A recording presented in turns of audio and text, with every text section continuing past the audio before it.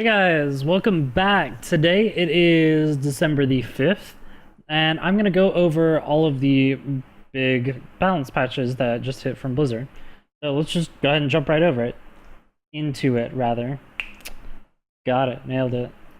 Alright, so this is the balance patch that's coming tomorrow.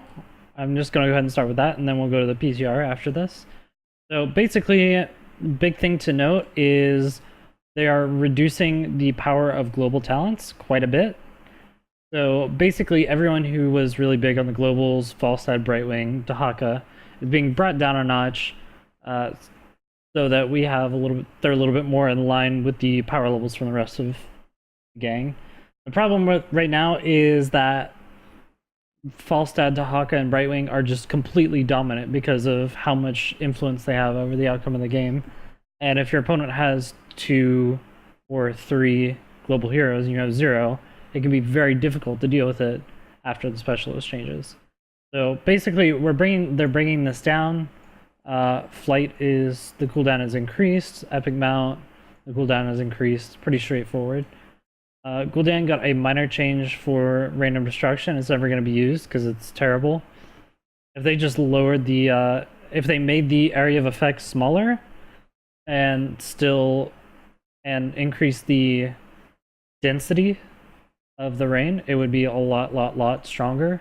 But currently, as it is, it's too RNG to be used fairly commonly. And plus, Horrify is just godlike. It's such a good heroic. So, next we have Li-Ming. I think this is one of the biggest nerfs Li-Ming has ever had. And that's saying something, since her damage has been nerfed by like 20% since she was first released. So Calamity now only deals damage to heroic targets. It can no longer be used for wave clear. It can no longer be used for extra damage on structures or objectives. It is now only against heroes. So I think this makes a really big change, because Calamity for a long time has been kind of the go-to. It increases her utility by tenfold, being able to jump into minions and wave clear almost instantly when she's on her own. And it also gives her all of that extra damage that she would need against objectives and things like that. So it's a really big deal that Calamity can only hit heroic targets. Let's just open up Hero's Fire for a second and see what other 7 talents she has. I know she has the Orb talent at 7, but there was like one other that I can't quite remember off the top of my head. Li-Ming. Oh my gosh. I always do this. I'm like looking and I like can't find her. There she is. Okay, right in the center. Okay, so there's the Seeker, which is actually an excellent talent.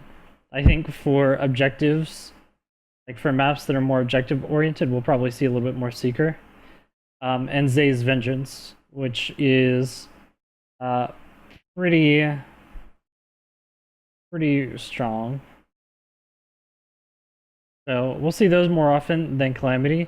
There's a possibility that Orb build might come in with Arcane Orb plus the Zay's Vengeance. But maybe not. We'll have to see. We'll have to see how that works. I'm not entirely sure that that's going to be a thing.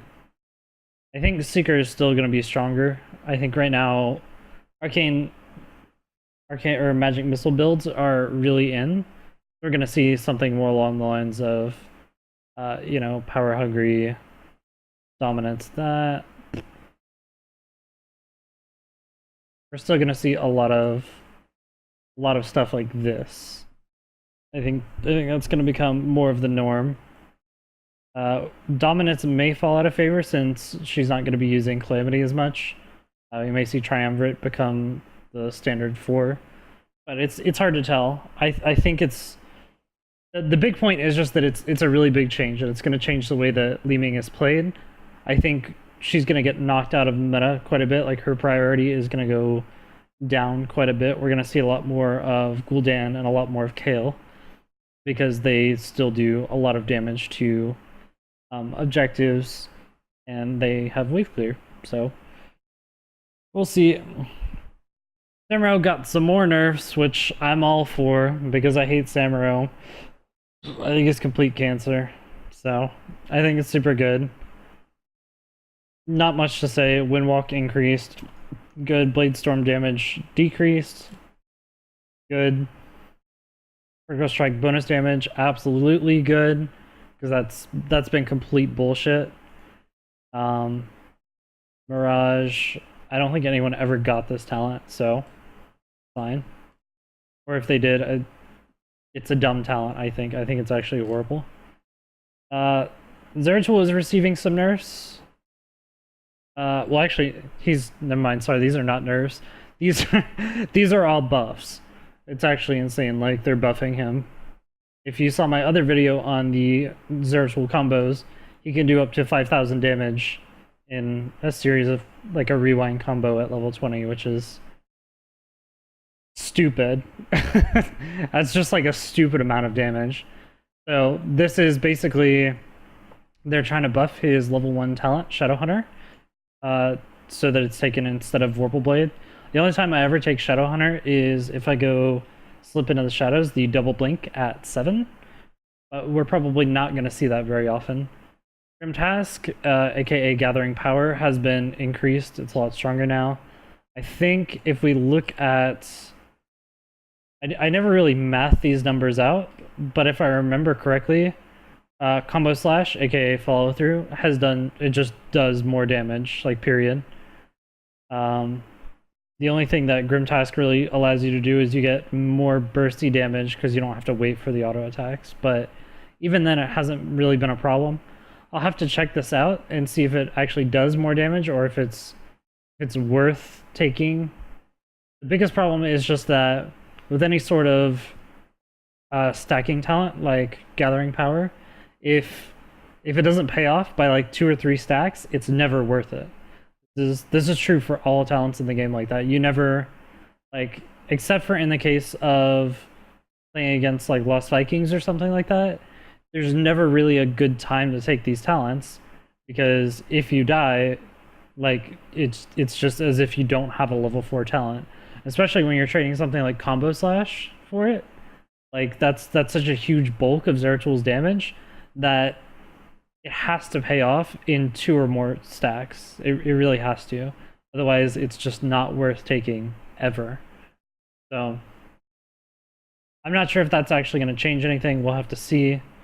Mending Strikes, the healing was reduced from 40 to 35%. Minor nerf. I think they're just trying to get their talents at that talent tier to get picked a little bit more often. There's Spell Shield and basically like it's like a 10% shield that builds up while you're cloaked. But Mending Strikes is still probably the way to go. It's Zeratl's only form of sustain now, and I think it's still probably going to be go-to. Well, 16 Void Slash, the popular one right there is Sins to Death, I believe, which means you do extra damage while W is active.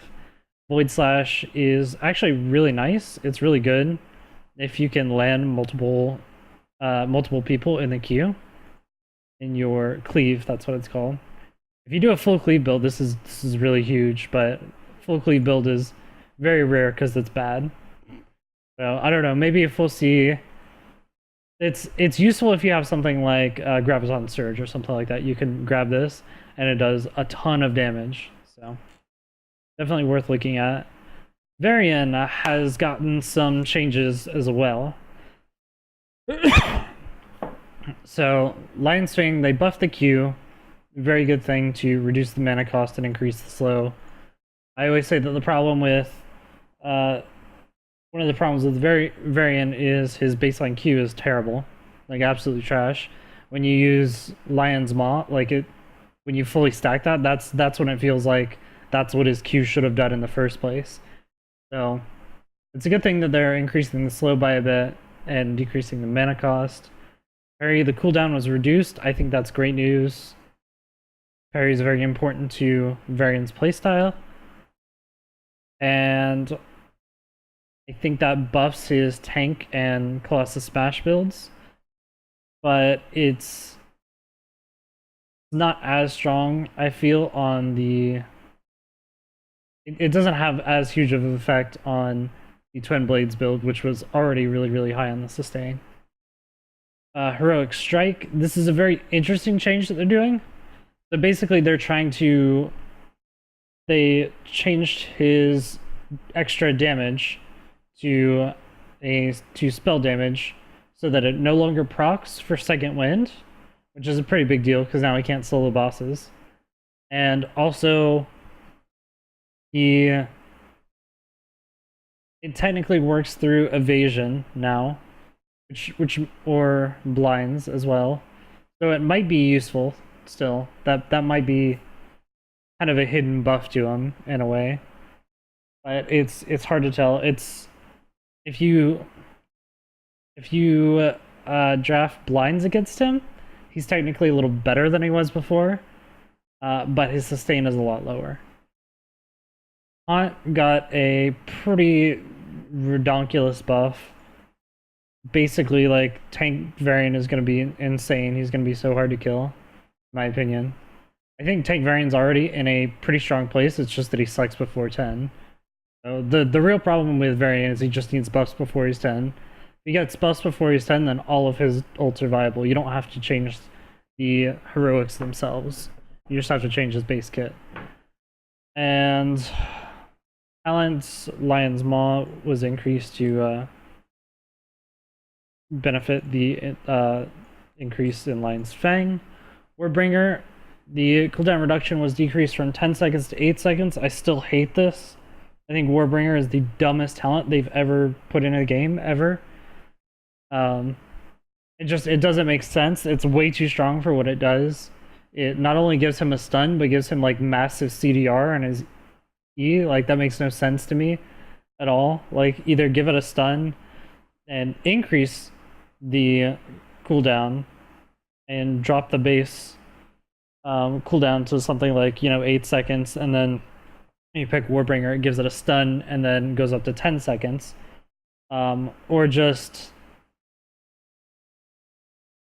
that, like, it's just so dumb.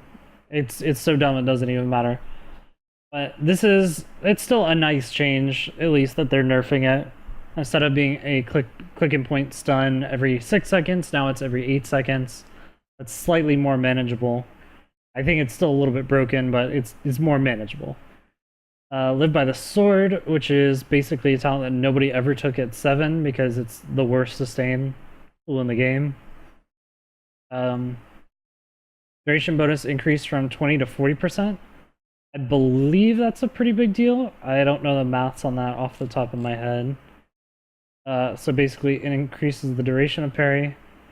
So currently, it's 1.25 seconds. If you increase it by 40%, that is 12.5 times 4. I don't know my maths very well. It's like about 50, about like half second, right? I believe that's correct.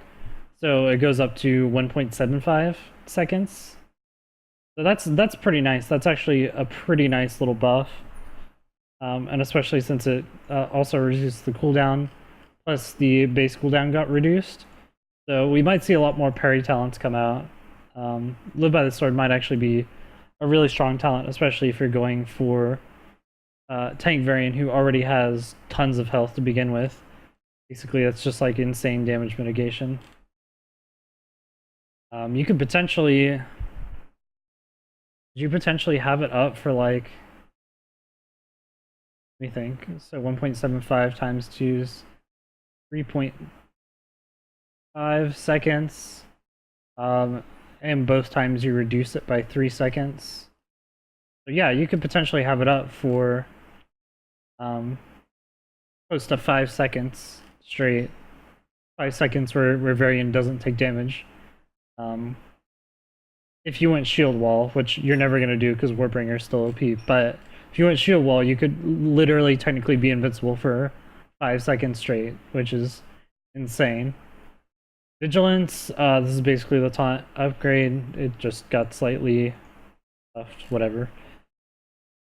Nazebo.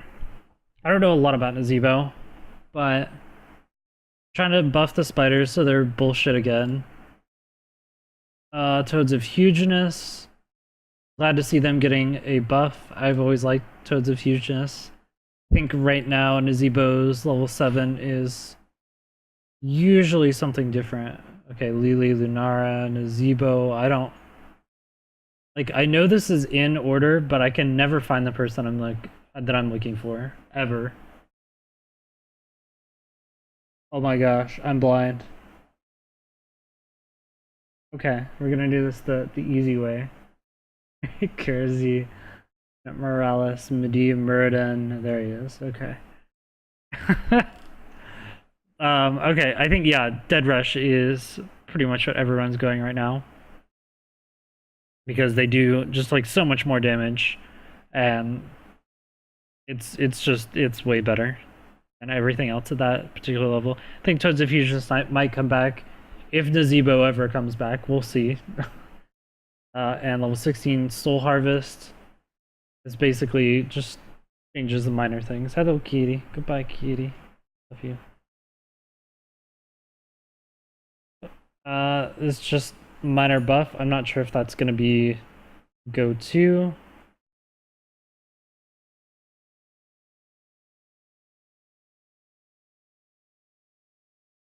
We'll see. It's all very... It's hard to tell with Nazebo because he's still not in a place where he does enough damage to be in the meta. And I don't think he'll ever be in the meta again. But that's a separate issue, which I'll go into in another video. Brightwing, Phase Shift, this is bringing down the level of globals. There's even got some interesting changes. So now they're backtracking. They realize that the buffs that they did to Iron Fist were redonkulous. So they're reducing the bonus damage by a little bit and trying to buff some of the stuff from his heal. Also nerfing Earth Ally because it's bullshit, which I think is very, very good. I'm glad to see that. So just giving him some minor buffs to compensate for some pretty major nerfs. I think he may still be be used as a support. I don't like him as much because he doesn't have the cleanse anymore. So I think without this extra damage from Iron Fists, he probably won't be seen very much after this. But we'll have to see. I could be totally wrong. Warrior Anubarak got more buffs again. They're never gonna find a nice place for Anubarak. He's always gonna be like broken or horrible. We'll see. Diablo got some changes. There's some extra stuff in the PTR that should definitely be gone over as far as Diablo goes. But basically, they're smoothing him out. They're changing some of the stuff. Stitches, his passive. Wait, cooldown reduction increased. Wait. It had like a CDR element to it? What?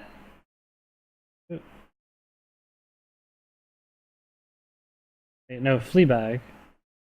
Wait, what? Level 13, okay. Sorry, guys. Oh, okay, alright, okay. So basically he got a relentless type ability that reduced his basic ability cooldowns by 3 seconds. That's going up to 6 seconds. I don't think it's gonna matter because it's terrible talent choice. Indigestion's probably still better just because those retchlings. Oh wait. Yeah, the retchlings are bullshit. They're so strong. Sanctification, the cooldown was increased, so it got a nerf. It is no longer going to be as strong as it used to be. I don't think this was necessary, to be honest. But I think we'll see definitely a lot less Tyrael than we have been seeing. That's kind of a big deal. But actually, I take that back. He'll probably still be used about the same, but it is going to be a lot more difficult for teams to engage. They're going to have to pick engagements a lot more carefully now. So that's that. That's basically finish the final hit on Way the 100 Fist to deal more damage than intended. Okay, that's important. That's also another nerf to Kersey. That's all for the balance patches that are coming tomorrow. Now we're going to go over the PTR patch notes. There's a lot of stuff here. I'm going to wear myself out talking about it too much. You know what, in fact, I'm actually just going to make a separate video for this one, so you guys don't have to watch a 40-50 minute video. And so I'll just see you guys in the next one. This video covers the patch notes for December 6th, and we're going to do a PTR patch note. So I'll see you guys in that one. If you have any ideas about this one, just let me know down below, and I'll see you guys on the next video. Later.